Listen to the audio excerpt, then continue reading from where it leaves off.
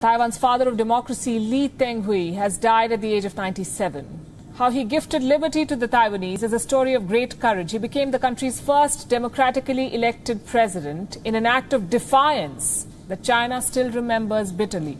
Today, as China's intimidating war games continue, the people of Taiwan will remember Li's life and draw upon his dream of not being ruled by Beijing.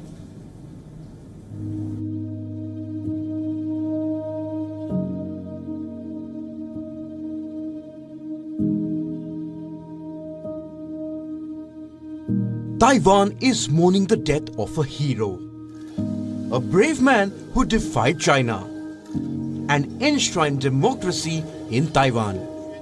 President Teng-Hui has died at the age of 97. The current president, Tsai Ing-wen, is his protege. She draws from his legacy.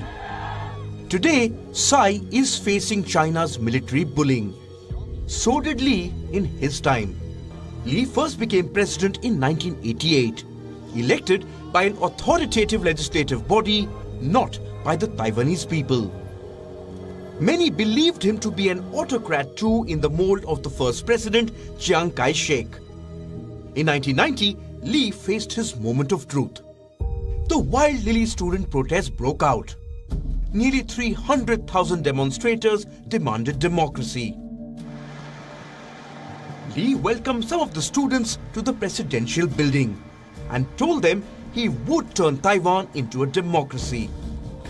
This is considered to be the finest moment in Taiwan's political history. Over the next 5 years, Li strived to overturn the suspended democratic functions. He began to reform the political system from within.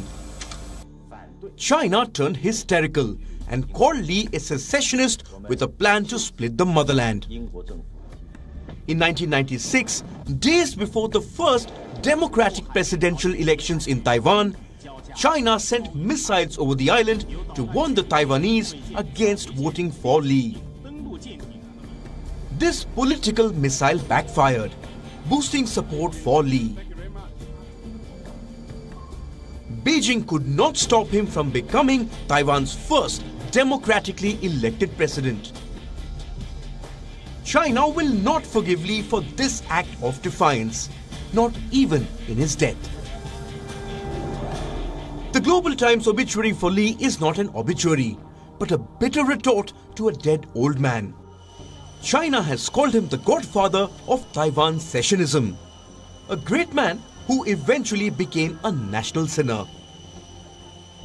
Li kept a secret, perhaps not wanting to reveal it ever. He concealed it until retiring from politics in 2000.